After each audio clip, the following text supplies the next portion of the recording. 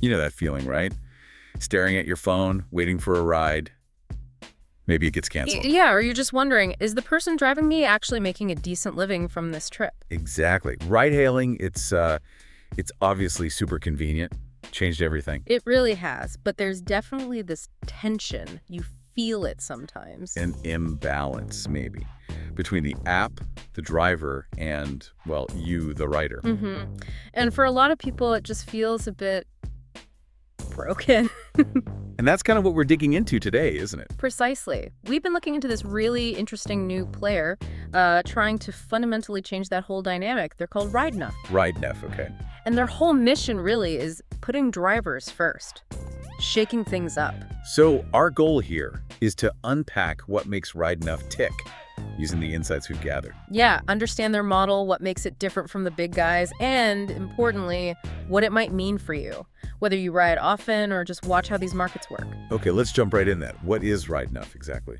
At its core, it's a driver-owned ride-hailing platform, and it's starting specifically in London. Driver-owned. That sounds different, not just a marketing term. No, not at all. It seems absolutely central to everything they're doing. It influences the whole structure. But how does that actually work? Especially the money side. That's usually where the tension lies. Right, and this is where it gets really revolutionary, I think.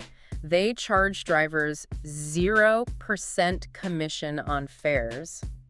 Wait, zero? As in nothing from the ride itself? 0%. Let that sink in compared to, Uber or Bolt taking a hefty slice. Okay, so how do they make money then? They have to have some revenue stream. They do. Instead of commission, it's a different model. It's a flat 25 plus VAT weekly subscription fee. Ah, a subscription. Yeah, and then there's also a small 50p per ride fee on top of that. 50 pence per ride, okay. And this completely changes the game. Ride Nuff's success isn't about just squeezing more rides or higher fares necessarily. It's about keeping drivers subscribed. Exactly. Their incentive is driver retention.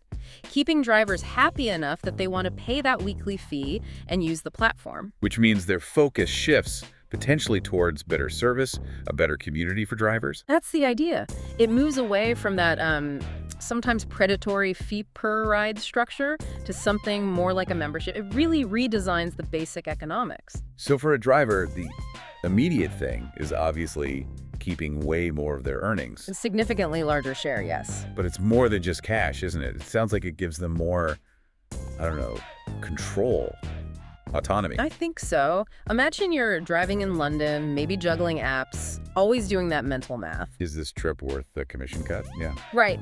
But if you know you're keeping pretty much 100% of that fare after a predictable flat fee, maybe you're more willing to accept a slightly longer pickup or a trip during a quieter time. That feeling of fairness, you'd think it has to boost motivation. Definitely.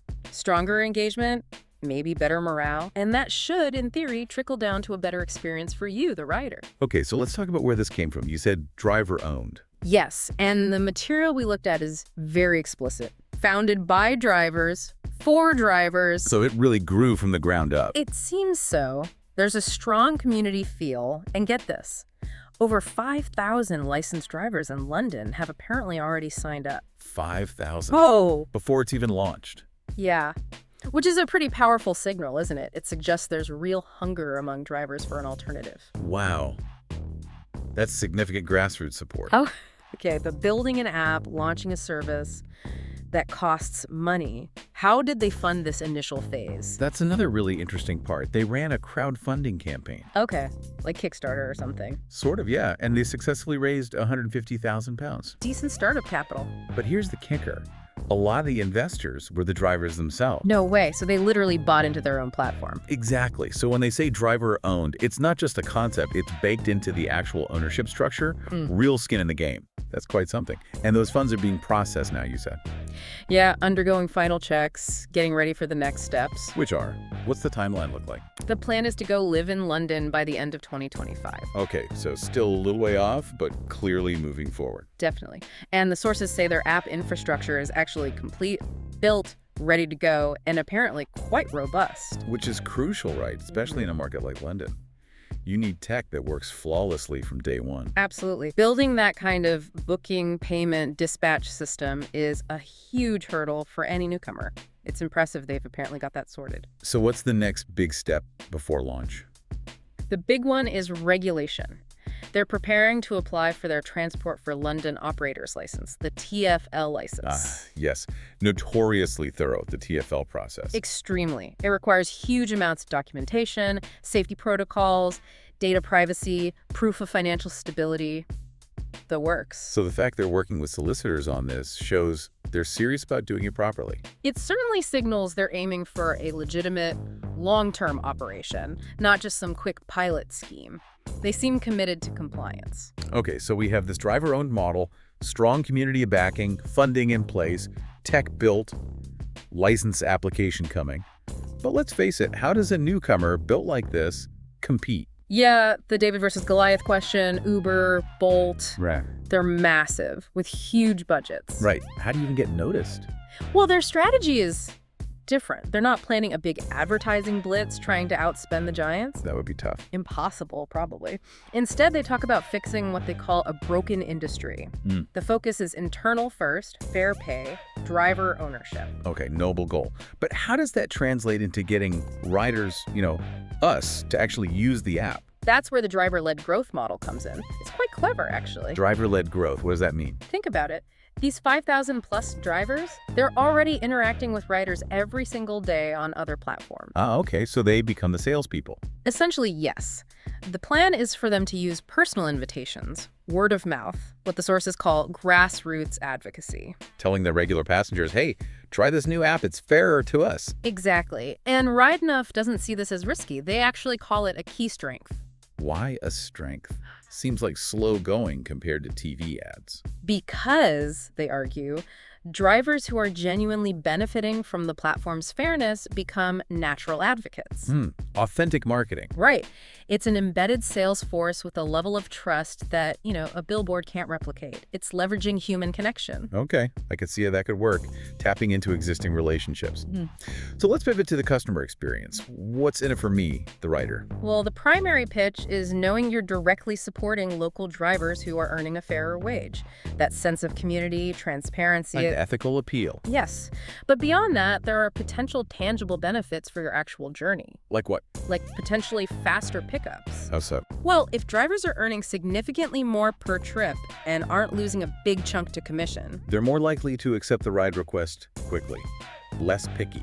That's the theory. Less incentive to juggle multiple apps searching for the highest paying fare or declining shorter trips.